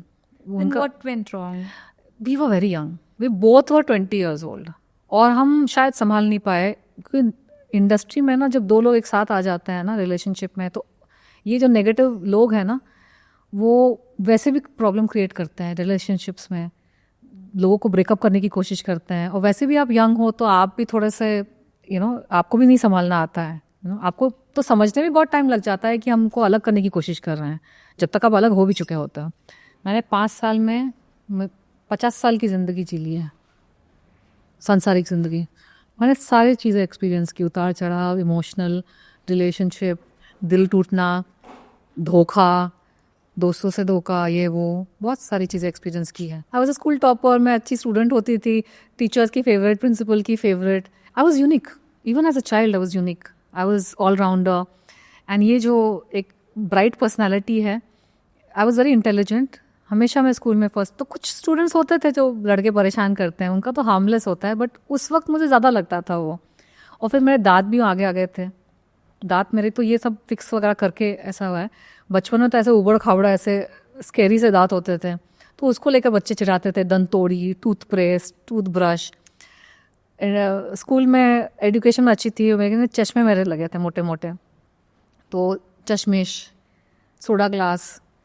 और फिर मम्मी इतना सारा तेल डाल के स्कूल में भेज देती थी, तो तेल से चिपचिप बाल छोटे थे, बॉयकट बाल थे, तो सोडा ग्लासेस, दांत बाहर। तो सोच लो आप कैसी मेरी लुक थी, तो लोग बच्चे चिढ़ाते थे। फिर थोड़ी जब बड़ी हुई ना, जब मैं फैशन वगैरह में घुसने लगी, तो तब थोड़ी लोग मुझे इज्जत करने लगे, क्योंकि तब मैं स्टूडेंट भी अच्छी थी और तब तक मैंने ये सब झेल लिया था। और थोड़ी बाकी स्टूडेंट्स में पॉपुलर हो गई थी और फैशन शो, मिस स्कूल वगैरह, एक्स्ट्रा करिकुलर एक्टिविटीज़ में थोड़ा इन्वॉल्व होने लगी थी, तो थोड़ी पॉपुलर हो गई थी। तो उसके बाद से लोगों ने छेड़ना बंद कर दिया। बट ऑपोजिशन अगर आप कहें तो मैंने बचपन से देखा है, बाद में भी मॉडलिंग के दिनों में हमेशा कोई ना कोई तो होगा ना जो आपका विरोध कर रहा है। अगर ज़िंदगी में आपने विरोध ही नहीं झेला है और आप बिना विरोध झेले ही आगे निकल गए, तो आप में सहानुभूति कैसे डेवलप होगी उनके प्रति जो विरोध झेल रहे हैं। आप सक्सेसफुल हो जाएंगे लेकिन आप में करुणा नहीं होगी अंदर। तो मैंने हर चीज़ को पॉजिटिवली भी लिया है। बहुत मुश्किल, बहुत चैलेंजेस से मैं गुजरी हूँ ऑल माई लाइफ। इसी चीज़ ने मुझे फोकस बनाया है, इसी चीज़ ने मुझे फोकस बनाई। जो घोड़े की चाल में चलती हूँ ना, ब्लिंकर्स लगा के, it comes with practice, it has come with a lot of practice. और अभी भी मैं परफेक्ट नहीं हुई हूँ, अभी भी वो हाल जैसे कुछ दिन पहले वो वीडियो जो आया मेरा रोने का बिकॉज मेरा सब्र का बांध टूट गया था। कुछ हुई थी घटनाएं जो बीच में रुक गई थी, फिर वापस हुई, तो डिस्टर्ब हो गई मैं। लेकिन डिस्टर्बेंस के बाद 1-2 दिन डिस्टर्ब रही, 1-2 दिन भी नहीं, कुछ आध घंटे में डिस्टर्ब थी। फिर मैं उन्हें अपने आप को समेटा। छोटे से ही सही, छोटी छोटी फिल्में करके ही सही, लेकिन मैं कितनी पॉपुलर, एकदम मेन स्ट्रीम तक मैं पहुंच गई थी। तो कुछ लोगों को प्रॉब्लम बॉलीवुड में भी मेरे से थी, you know, they have a problem with me because she functions in her own way. वो अपने तरीके से चलती है, अपने तरीके से जीती है। इसके माइंड को मैनिपुलेट नहीं किया जा सकता, इसको मैनिपुलेट करके, डरा के, धमका के कुछ गलत काम नहीं करवाया जा सकता। ये ऐसे भी हमारे हाथ नहीं आती, वैसे भी हमारे हाथ नहीं आती, तो कैसे परेशान करेंगे फिर वो आपके बारे में उल्टी सीधी अफवाहें। स्टार्टिंग से मैं देख रही हूँ बॉलीवुड में, स्टार्टिंग से कभी कोई नेगेटिव स्टोरी, तो कभी कुछ और, कभी मेरे बारे में गलत परसेप्शन बनाया जाता है मुझे टाइपकास्ट करने के लिए। फिर भी टाइपकास्ट नहीं हुई, फिर भी अच्छे अच्छे प्रोड्यूसर डायरेक्टरों ने मुझे फिल्म में कास्ट कर लिया, अवार्ड के लिए नॉमिनेट कर लिया। इतनी अगर मैं टाइपकास्ट होती तो अवार्ड्स के लिए नॉमिनेट नहीं होते। आपका कोई बैकग्राउंड नहीं है फिल्म इंडस्ट्री में, तो जब आप आए you were all by yourself, तो क्या उस वजह से कभी ऐसा हुआ है कि आपको किसी फिल्म से साइन किया हो और फिर रिप्लेस कर दिया हो क्योंकि कोई स्टार किड को उनको लेना था, या फिर you were considered for a movie लेकिन लास्ट मिनट बोला गया कि नहीं, it's not working out, and then you have seen कि प्रॉब्ली किसी और स्टार किड के साथ वो फिल्म रिलीज हो चुकी है? तो स्टार किड का तो नहीं पता मुझे, लेकिन मेरे साथ एक चीज़ बार बार हुई है और आज भी होती है कि यही जो लॉबी बॉम्बे में काम करती है ना फिल्म इंडस्ट्री में, जो अपने ही कैंप के लोगों को, अपने ही कैंप के एक्ट्रेसेस को हर जगह डालने की कोशिश करती है, उनको मेरे जैसे आर्टिस्टों के साथ, मेहनत करने वाले लोगों के साथ बहुत प्रॉब्लम है। क्योंकि हम लोग क्या है, हम लोग झोल झाल के काम में नहीं घुसते हैं, गड़बड़ियाँ नहीं करते हैं, हम लोग ईमानदारी से काम करते हैं। थोड़ा मिलेगा, छोटा मिलेगा काम, चलेगा मुझे। आइटम सॉन्ग भी कर लूँगी लेकिन कुछ गलत काम नहीं करूँगी, क्योंकि आइटम सॉन्ग कर रही हूँ, थोड़े छोटे कपड़े में डांस कर रही हूँ ना, मैं थोड़ी ना किसी के साथ जा रही हूँ कुछ गलत कर रही हूँ। मैं अपनी इंटेग्रिटी, अपनी ऊर्जा को, अपनी चीज़ों को मैं समेट के रखती हूँ, यू नो। तो मेरे जैसे लोगों से, ऐसे नेगेटिव जो लोग हैं ना बॉलीवुड के, जो बहुत ही गंदी मेंटालिटी के होते हैं, उनको लगता है कि कोई हीरोइन है या कोई हीरो है, यंग हीरोज़ जो आते हैं, आउटसाइडर्स, जैसे सुशांत सिंह हो गए, आउटसाइडर्स, एक्ट्रेसेस, एक्टर्स, उनको उनसे तकलीफ़ हो जाती है क्योंकि ये बाहर से आकर इंडस्ट्री के लिए इन्होंने इतना नाम कमा लिया, तो ये रोड़े लगाने की कोशिश करते हैं। तो कभी कभार तो आपको पता ही नहीं चलेगा कि आपका नाम किसी प्रोजेक्ट में गया है, आपको पता ही नहीं चलेगा कि आपका काम किस तरह से ख़राब किया गया है आपको। मुझे तो कई बार ऐसा हुआ है कि बाद में पता चला कि किसी ने किसी प्रोजेक्ट के लिए अप्रोच किया था और किसी ने ऐसे ही मना कर दिया कि नहीं, शी इज़ नॉट इंटरेस्टेड, मुझे पूछे बगैर। आपको पता नहीं है इस बारे में? पता ही नहीं, हाँ, पूछे बगैर मना कर दिया, या कुछ उल्टा बोल दिया कि ये तो आउट ऑफ टाउन, अब्रॉड है, या फिर कुछ गलत ही बोल दिया, यू नो, कि इसको इंटरेस्ट नहीं। कौन सी फिल्म थी वो, डू यू रिमेंबर? बहुत बार हुआ है, छोटी बड़ी बहुत प्रोजेक्ट्स, फिल्म्स हो गए, एड्स हो गए, एंडोर्समेंट्स हो गए, इवेंट्स के लिए भी। तो वैसे बीच में रोड़े लगाने वाले लोग बहुत हैं, क्योंकि स्टार्स का, आर्टिस्टों का नंबर सबके पास नहीं होता, and that's a whole point. Security की वजह से आप नंबर अपना सब जगह दे भी नहीं सकते, so you are dependent on the middle people, middle agents. मुझे तो लगता है कि आजकल आर्टिफिशियल इंटेलिजेंस की वजह से एक ऐसा कॉमन डिजिटल प्लेटफॉर्म बनना चाहिए जहाँ पे जो ब्रांड्स हैं, जहाँ पे जो इवेंट्स वाले हैं या मूवी वाले हैं, they can approach stars and artist directly. ऐसा कोई प्लेटफॉर्म बनना चाहिए, जैसे कि इंस्टाग्राम हो गया। लेकिन इंस्टाग्राम पे भी वो कांटेक्ट करते हैं तो ईमेल्स के थ्रू कांटेक्ट करते हैं, ईमेल्स को हैक किया जा सकता है, यू नो। इंस्टाग्राम ऑल्सो भीड़ लग जाती है। इंस्टाग्राम में क्या है कि पब्लिक भी मैसेज कर रही है, सब आपको कांटेक्ट कर रहे हैं, तो इट इज़ नॉट पॉसिबल।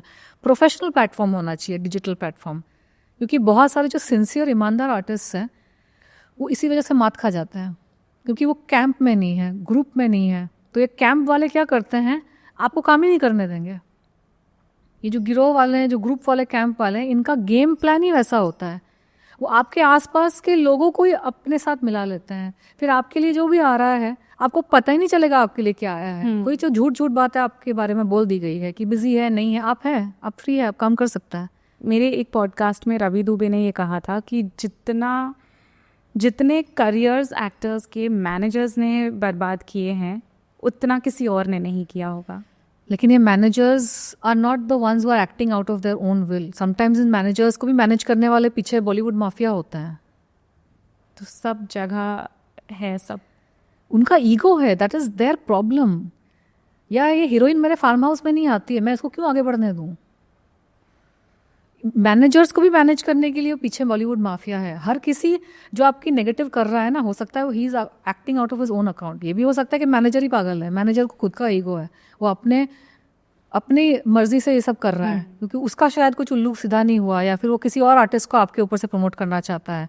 वो भी माइंड गेम्स होते हैं, मैनिपुलेशंस होते हैं, या फिर किसी और आर्टिस्ट के साथ उसका थोड़ा और करीब का रिश्ता है, तो आपके नाम से जो आ रहा है वो इसको भेज रहा है। वो भी बहुत सारी चीज़ें नेपोटिज्म टाइप की होती है।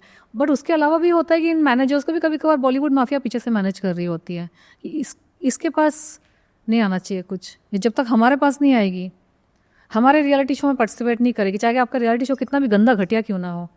मेरे नेचर को सूट नहीं करता, मेरी आत्मा को सूट नहीं करता आपका रियलिटी शो, लेकिन मैंने आपका रियलिटी शो नहीं किया तो आपको मेरे से दुश्मनी हो गई है।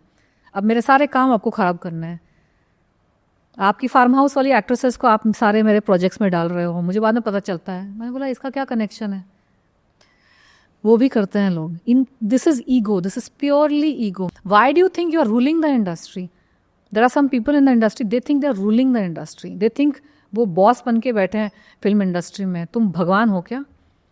और जब इनकी मर्जी नहीं चलती है ना, मतलब इनका कैसा है कि सामने वाला आपकी चाटुकारी नहीं कर रहा है, तो वहीं से इनकी दिक्कत। तो कुछ लोगों को मेरे स्टार्टिंग ऑफ द करियर से मेरे से दिक्कत है, क्योंकि मैंने वैसे बिहेव नहीं किया जैसे बाकी हीरो हीरोइनें करते हैं, चाटुकारी करते हैं। मुझे आता ही नहीं है यार, मैं कोशिश भी करूँ तो मुझसे नहीं होगा। मैं वही करती हूँ जिसमें मैं एक्सपर्ट हूँ। I am very polite with everybody, I am very respectful and very polite. I just will not do something that you think I should do because it does not agree with my values and my principle. और मैं दूध की धुली भी नहीं हूँ, ऐसा भी नहीं मैं बहुत बड़ी संत हूँ। मैं अपने पर्सनल रिलेशनशिप में मुझे जो करना है मैं करूँगी, क्योंकि वो अलग मुद्दा है, इक्वेशन ही अलग है। You can't give me a barter, you know, कि हम आपको प्रोजेक्ट, हम आपको ये करा देंगे if you are part of our camp, और इफ़ यू हमारी थोड़ी चाटुकारी कर लो, हमारे कैंप में आ जाओ। No, that is a barter. I am not, I don't strike deals, I don't strike deals with the devil. You know, आप तमीज़ से आए मेरे सामने, आप इज्जत से आए मेरे सामने, you know, treat me like a professional and have compassion if I say no to something. I am not saying no to, it is not a rejection for you, it is a rejection for my own life style. मैं अपनी ऊर्जा के हिसाब से, अपनी energy के हिसाब से, अपने इंटरेस्ट के हिसाब से मैं प्रोजेक्ट लेती हूँ। तो कुछ बॉलीवुड में ऐसे भी लोग हैं, उनके अगर प्रोजेक्ट मना कर दो ना, चाहे कितना भी फालतू सा प्रोजेक्ट हो या कुछ भी, ईगो लेके बैठ जाएंगे 10 साल तक, 20 साल तक। ये आप किसके बारे में बात कर रहे हो? मैं किसी स्पेसिफिक का नाम नहीं लूंगी, लेकिन इंडस्ट्री में सबको पता है this is all about ego. Me too was all about ego. जहां पर भी सेक्सुअल हरासमेंट का केस होता है, it is never about sex, it is about ego and it's about mind control. You will see, whenever a man is troubling a woman in a sexual manner, it is never about sex, it is about his ego. उसको पता है कि मैं उसको ऐसे परेशान करूंगा तो वो उसकी ऊर्जा सिकुड़ जाएगी, परेशान हो जाएगी, अपने काम पे ध्यान नहीं दे पाएगी, डिस्टर्ब हो जाएगी। The purpose is to disturb her, because उस औरत की स्थिरता, उस औरत का इंटेलिजेंस ही उसको आगे लेके जा रहा है। आपकी चाटुकारी करे बगैर, आपसे चिपके बगैर वो बहुत आगे तक चली गई है। तो आपको सहन नहीं हो रहा है, आपकी मर्दानगी पे, आपने खुद सोच लिया है कि आपकी मर्दानगी पे चोट है। मर्दानगी वो होती है कि आपके इर्द गिर्द बिना आपकी चाटुकारी किए, बिना आपसे चिपके, बिना अपने पर्सनल वैल्यूज एंड प्रिंसिपल्स को कॉम्प्रोमाइज़ किए, अगर आप किसी औरत को सपोर्ट कर सकते हैं उसको आगे बढ़ने में, वहाँ मर्दानगी होती है। वो कंफर्ट स्पेस अपने अराउंड क्रिएट किया है, where all the women feel safe, you know. तो this is toxic masculinity and Bollywood में बहुत है। तनुश्री, हमने एक वीडियो इंटरव्यू में देखा था जहाँ पर आपने ये बात कही थी कि आपकी जो फिल्म है चॉकलेट, उस सेट पर आपको एक सीन करने के लिए कहा गया था जिसके खिलाफ आपने आवाज़ उठाई, and you did not do that scene. नहीं, सीन के खिलाफ आवाज़ नहीं उठाई थी। जिस तरह व्हाट वाज इट? उस सीन में मुझे जो भी मैंने कपड़े पहने थे, थोड़े एक्सपोजर वाले थे, उसमें मुझे पानी के नीचे डांस करना था। तो जिस तरह से डायरेक्टर ने मुझसे बात की थी, that was very indecent and it was like a little कपड़े उतार के नाच, उस तरह से उसने मेरे को बोला। ये कोई तरीका नहीं है किसी मिस इंडिया से या किसी प्रोफेशनल से बात करने का, यू नो। तो उसके लिए मैंने आवाज़ उठाई थी। और मैंने आवाज़ भी नहीं उठाई थी, मैंने मीडिया में बातों बातों में एक बात निकल गई थी। मैंने तो उस डायरेक्टर का नाम भी नहीं लिया था, वो खुद ही जाके चोर की दाढ़ी में तिनका, खुद ही आके कूद पड़ा। आज तक इंटरव्यूज़ दे रहा है, उल्टा सीधा बोल रहा है। वहाँ पे फिल्म सेट पे जब आप नए होते हो, मैं मिस इंडिया बैकग्राउंड से हूँ, I am very sophisticated, you know. मैं अपने से नीचे के स्टाफ से भी अदब से बात करती हूँ, चाहे मेरे से कोई ऊपर हो ओहदे में या नीचे में, मैं अपनी डिग्निटी से मैं सबके साथ ट्रीट करती हूँ। तो आई डोंट एक्सपेक्ट कि पहली फिल्म के सेट पे आप डायरेक्टर हैं, आप तो उतने बड़े डायरेक्टर भी नहीं हैं, आप क्यों इस तरह से बदतमीजी से बात कर रहे हो, कपड़े उतार के नाच, इस तरह से उसने बोला, मतलब गाउन को मुझे उतारना है। वही चीज़ आप तरीके से भी बात कर सकते हो ना। तो वहाँ पे मुद्दा हुआ था एंड प्रॉब्लम भी कुछ नहीं हुआ था, मैं तो चुप रह गई because I was very quite those days, so I just gave him a look and I stayed quite. But बाकी जो एक्टर्स थे, बाकी लोग थे, उनको भी ऑफेंस हुआ था उस चीज़ को लेकर। काफ़ी बड़े नाम थे उस फिल्म में, like Sunil Shetty was there. हाँ, तो सबको ऑफेंस हुआ था, everybody was there, they all felt offended and they all made their displeasure known. अब मीटू के टाइम पे कोई सामने आके बोला नहीं, बट उस वक्त मुझे उन्होंने सपोर्ट किया था, इसलिए डायरेक्टर चुप हो गया। और उस डायरेक्टर की आदत ही बुरी है, वो बदतमीज़ है, उसको तरीका नहीं आता है। मेरा उन्हीं लोगों के साथ पंगा हुआ है सेट पे जिनकी सच में उन अनप्रोफेशनल है, सच में उनकी आदत खराब है, सच में उनको लड़कियों के साथ लड़कों के साथ बिहेव करना नहीं आता। मेरी ऐसी किसी इंसान के साथ पंगा नहीं हुआ है जिसकी रेपुटेशन बहुत अच्छी है। नाना पाटेकर के बारे में कितने डायरेक्टरों ने बोला है कि डायरेक्टर को पीट देता है। नाना पाटेकर के बारे में अच्छे अच्छे डायरेक्टरों ने इंटरव्यूज में बोला है कि तो डायरेक्टरों को पीट देता है। नाना पाटेकर के बारे में विवेक अग्निहोत्री तक ने बोला है अपने यूट्यूब में कि उसको भी बोला गया था कि ये तो बहुत प्रॉब्लम क्रिएट करता है। विवेक अग्निहोत्री ने खुद बोला है यूट्यूब वीडियो में कि वो दिवालिया हो चुका है, बैंकरप्ट हो चुका है नाना पाटेकर के साथ मूवी बना के। इनकी तो आपस में भी नहीं बनती है, इनका यूनिटी कॉन्शियसनेस बस एक ही जगह पे टिका हुआ है, तनुश्री दत्ता। तो किसी के उल्लू सीधे नहीं हुआ है और अंगूर हमेशा खट्टे ही होते हैं। तुम प्रोफेशनल रहो ना, तरीके से बात करो। मैं आपको रिस्पेक्ट दे रही हूँ, मैं हर किसी को एक बात बताऊँ गायत्री, मैं ना इंसान को देखकर ही समझ जाती हूँ कि ये बहुत बड़ा है। ऐसा नहीं कि मुझे समझ नहीं आती है, मैं इंसान को सबसे पहले मिलकर ही समझ जाती हूँ बहुत बड़ा है। हमेशा नहीं, अब ज्ञान आने लगा है। So I have always handled people. तो उस इंसिडेंट वाक्य में भी मैंने हैंडल किया, इशू वहाँ पे भी क्रिएट नहीं हुआ था उस वक्त। तो उसने ऐसा कमेंट किया, I just looked at him, I just gave him a dirty look, तो चुप हो गया। शूटिंग भी हो गई, बाकी मेरे को एक्टर्स ने थोड़ा सा कुछ उसको सुनाया, बात खत्म हो गई। मी टू के टाइम पे मैंने बातों बातों में बात निकाली थी कि हाँ, इनको तो बॉलीवुड के कुछ लोग होते हैं वो ऐसे भी बात करते हैं, मतलब शब्दों से भी आपकी इज्जत उतार सकते हैं, उनको आपको टच करने की भी जरूरत नहीं है। किसी औरत की अगर इज्जत उतारनी है, उसको थोड़ा इंडिग्निफाइड फील करवाना है, उसको थोड़ा सा अजीब सा फील करवाना है, तो आप थोड़ा गाली गलौज करके शब्दों से भी आप, people do that, you know, purposely in front of a female they will use bad words. तो ऐसे भी लोग हैं।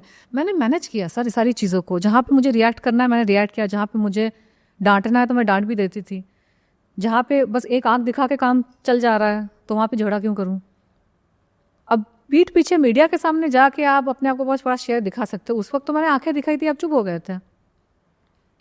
आज मेरे पीठ पीछे जाके आप मीडिया में आप शेयर बन रहे हो, आप इतने ही सही थे तो सेट पर आपकी आवाज़ कहाँ गई, क्योंकि आपको पता आप गलत हैं। आप जब किसी से इस तरह से बात कर रहे हैं तो मैं झगड़ा नहीं करती हूँ, मैं कोशिश करती हूँ उस चीज़ को कैसे तो भी डील करूँ।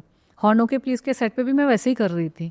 इन लोगों ने गुंडे बुला लिए, गुंडे बुला के वैन में धाड़ धाड़ धाड़, फिर मेरी गाड़ी को तोड़वा दी, तो वहाँ पे चीज़ें एस्केलेट हो गई। हॉर्न के प्लीज़ का आपने वीडियो देखा होगा कि मैं तो वैन में बैठी थी कि चलो ये मैटर सॉल्व हो जाएगा, और हो भी रहा था।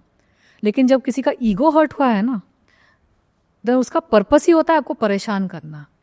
When somebody wants to trouble you, they will trouble you. वहाँ पे लॉजिक काम नहीं करता, वहाँ पे आप कैसे भी उसको संभाल, उनका तो मोटिव ही आपको परेशान करना ना, आपको डराना, उनका ego, it's all about ego. इस फिल्म में the late Irrfan Khan ji, he was also there and we all know about his brilliance, he is so good.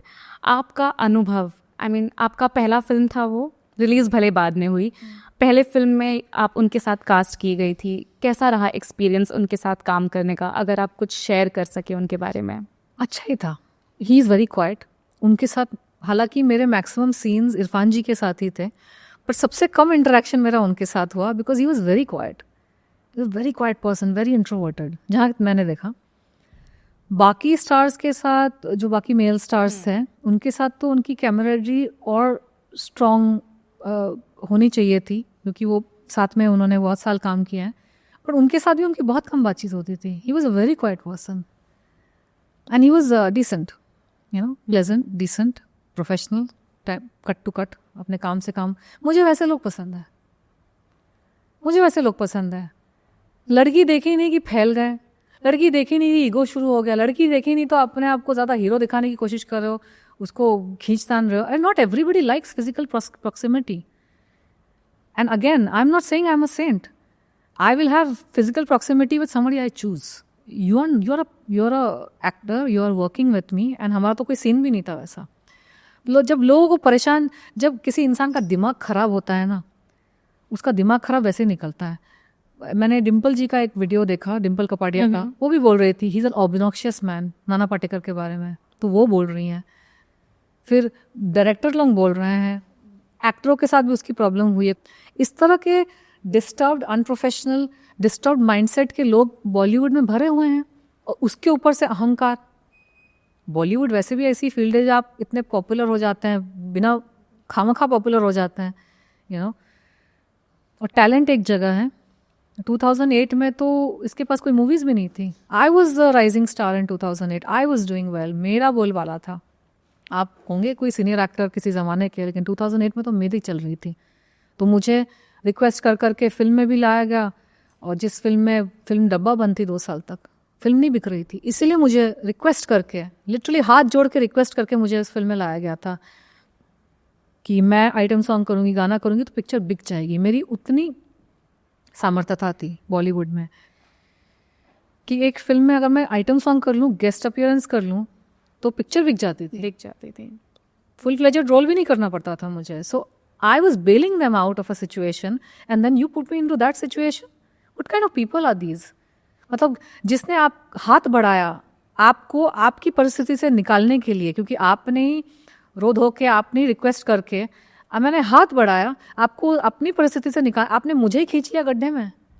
कितने गिरे हुए इंसान हो सकते हैं, और ऊपर से मेरे पे डाला कि पब्लिसिटी स्टंट। मैं इतनी पॉपुलर थी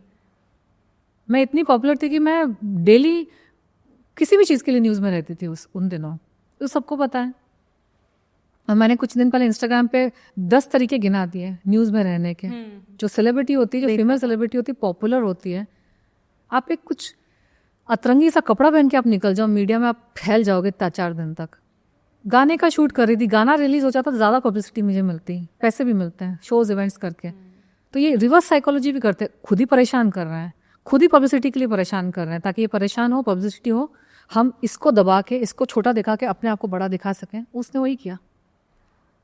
और इतने चालाक और शातिर दिमाग होते हैं बुढ़े बुढ़े सारे बॉलीवुड के, क्योंकि ये तो 20-20 साल से गेम खेल रहे हैं ना। मैं तो कल की आई, उस वक्त में बहुत नहीं थी, इनोसेंट सी थी, भगवान की कृपा से इतना कुछ मिल गया।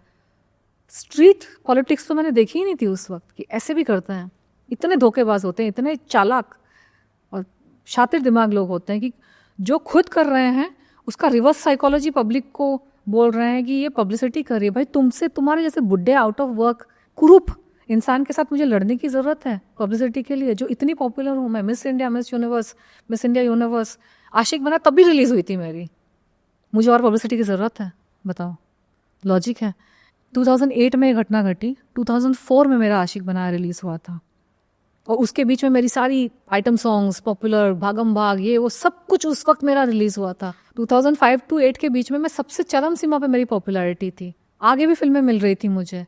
तो मुझे एक बुढ़े आउट ऑफ वर्क एक्टर के साथ, जिसका समय चला जा चुका है, 2008 में आप गूगल करके देख लो, तथ्य है, फैक्ट्स है, उसका समय जा चुका था। 70 के दशक में उसको कोई अवार्ड मिले थे या कोई, और 2008 का जो ज़माना था, डायरेक्टर उससे काम करने से डरते थे, क्योंकि वो पीट देता था डायरेक्टर को, झगड़ा हो जाता था हर किसी के साथ। सब गूगल में ऑनलाइन है। तो आपकी वो हालत थी, और मैं आपके साथ पब्लिसिटी करूँगी? क्यों शाहरुख खान नहीं है क्या, अमिताभ बच्चन नहीं है? ये बड़े बड़े जो एक्टर है जिनकी क्लीन इमेज है, अब मुझे नहीं पता पर्सनल लाइफ में उनका क्या आएगा, इमेज तो वो बड़े हैं ना आपसे, उनके साथ करूँगी ना कंट्रोवर्सी में। और भी तो कितने बड़े बड़े एक्टर हैं जो काम कर रहे हैं। मुझे ऐसे, एक तो नाना पाटेकर कैरेक्टर आर्टिस्ट, तो 2008 में उसको वो भी काम नहीं मिल रहा था। एक लीड रोल हॉर्नो के प्लीज़, वो भी डब्बा बंद थी 2 साल तक। मेरे को बुलाना पड़ा प्रोड्यूसर को, रिक्वेस्ट करनी पड़ी, प्लीज़ आप, मतलब वो लिटरली देवर इन टीयर्स, जैसे हमारा तो पैसा जा चुका है इसमें, ये पिक्चर रिलीज़ नहीं हुई तो हम डूब जाएंगे। आप आए उस तरीके से, फिर जब मैं सेट पे काम करने लगी तो आपने पूरा पासा ही पलट दिया। अब मैं एक मतलब फंसी हुई मुर्गी की तरह जाल में फंस चुकी थी। मुझे वैसी फीलिंग हुई उस सेट पे, जिस तरह से ये लोग हरकतें कर रहे थे, जिस तरह से मतलब परेशान करने की हरकत है। It was so toxic and negative. अब उससे भागने की कोशिश की तो गुंडे भी बुला लिए, गाड़ी भी तुड़वा दी। These people are really psychopaths. बहुत झोल है, बहुत झोल है। और मेरी किस्मत शायद ख़राब थी, या फिर कोई भगवान की लीला होगी या कुछ होगा, कि मुझे उस वक्त ना ये कोई सामने आके रो रहा है, रिक्वेस्ट कर रहा है, मुझे ये सब नहीं सुनना चाहिए था। मुझे गूगल करना चाहिए था। उस वक्त में उतना नेट सेवी नहीं हुआ करती थी। आप भी काफ़ी नए थे। नहीं भी थे, मुझे पता नहीं था इस तरह की विशियसनेस कोई कर सकता है, इतना मैनिपुलेशन। तो मैं फंस गई उस सिचुएशन में, और फिर उस सिचुएशन में I did the best that I could. आपका जो एक्सपीरियंस नहीं होता ना उस तरह के सिचुएशन में, आप फंसने का, कैसे निकलने का, तो आपको भी समझ नहीं आता है। मुझे ज़बरदस्ती उस तरह की सिचुएशन में फंसाया गया, मेरे नाम पे कंट्रोवर्सी की गई। आज भी आप देखो एक रियलिटी शो, हर वक्त हर साल सीज़न के टाइम पे मेरी न्यूज़ें फैला देते हैं कि ये रियलिटी शो में। मुझे किसी रियलिटी शो में पार्टिसिपेट करने का कोई इंटरेस्ट नहीं है। सो इस साल भी आपको अप्रोच किया गया? हर साल अप्रोच करते हैं, हर साल परेशान करते हैं अप्रोच कर करके। अलग अलग लोगों से कॉल करवाते हैं, अलग अलग लोगों से कॉल करवाएंगे, अलग अलग बहाने से कॉल करवाएंगे, मीटिंग में बुलाने की कोशिश करेंगे। मैं नहीं चाहती। It's big boss, right? नहीं करना मुझे big boss. I will never do it. ये चाहते हैं कि मैं इस तरह की टॉक्सिक जगह पे जाऊं जहाँ पे मुझे गालियाँ पड़ रही है पब्लिक में, दुनिया के सामने। क्यों भाई? मैं अपना कंटेंट बनाऊंगी ना, या मूवीज़ करूंगी। आप लोगों ने रास्ता रोक के रखा हुआ है, इसीलिए मेरी मूवीज़ नहीं आई हैं। लेकिन मुझे अपनी किसी चीज़ में मत खींचो, मुझे आपका 1 रुपया नहीं चाहिए। तनुश्री, बात करते हैं आपकी ज़िंदगी की, प्यार की। शादी करना चाहती हैं? हाँ ज़रूर।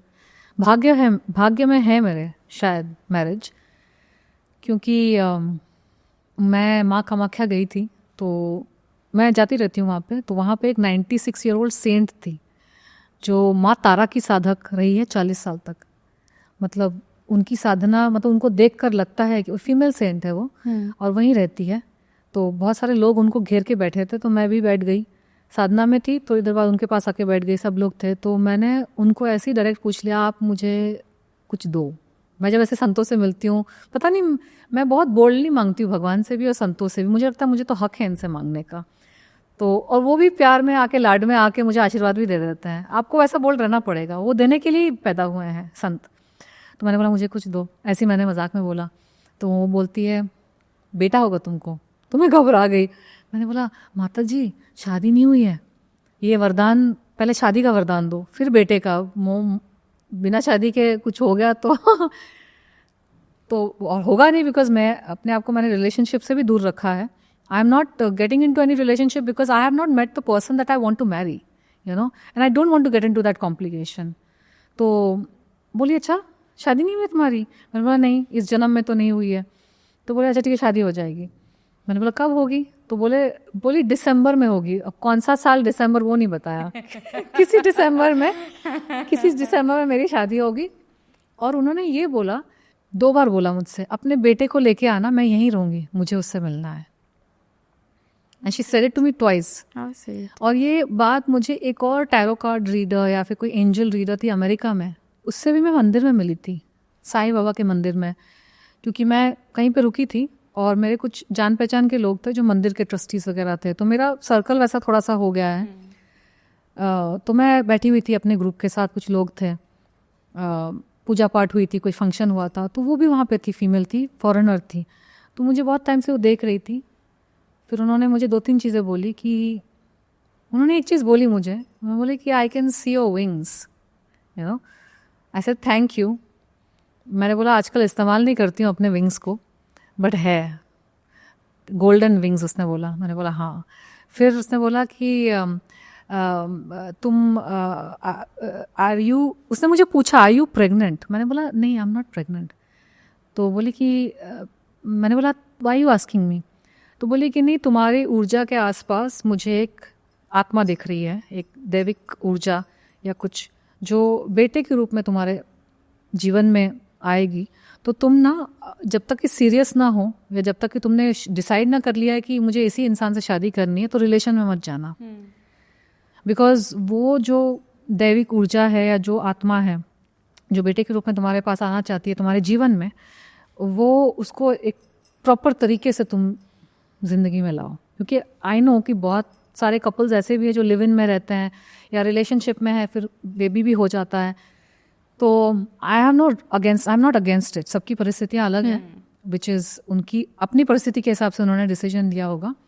और लोगों को प्यार भी हो जाता है ना एक दूसरे से, अब शादी नहीं हो पा रही वट एवर, तो लेकिन उन्होंने मुझसे बोला कि शादी का डिसीजन लेकर ही किसी भी तरह के रिलेशनशिप में जाना, because you will get pregnant for sure, you know, and you are not the kind of person who can handle that kind of, and I am truly not, you know, I can't handle.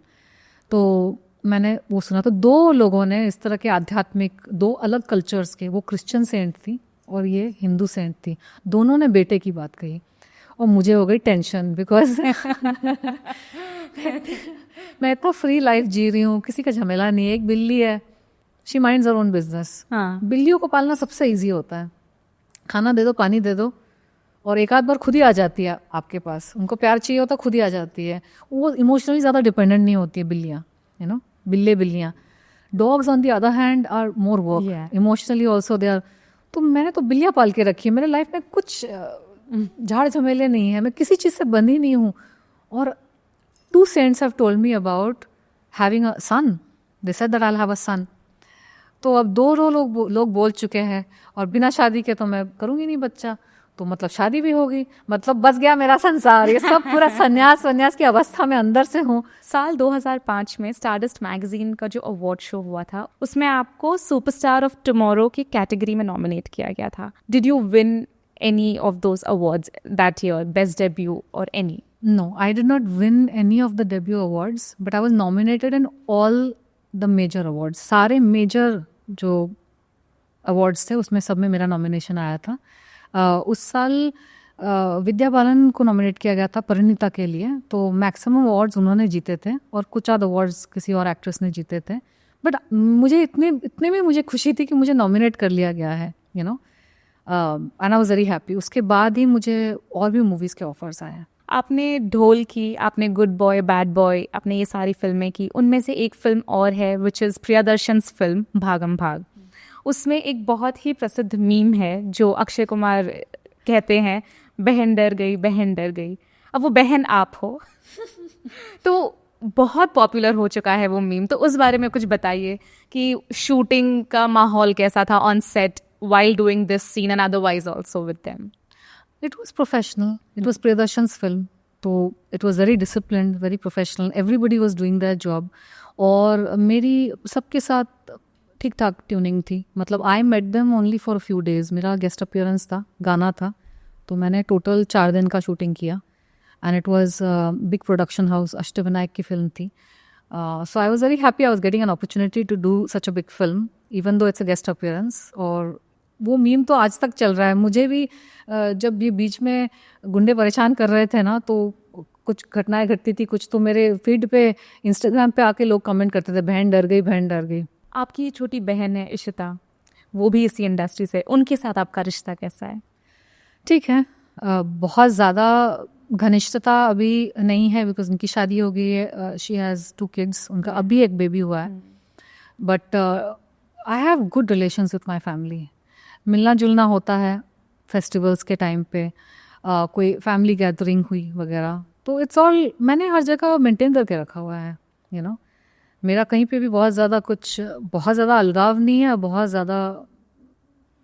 ज़्यादा closeness भी आज की date में नहीं कह सकती हूँ कि मैं किसी के साथ हूँ। But my family has always been supportive of me, you know.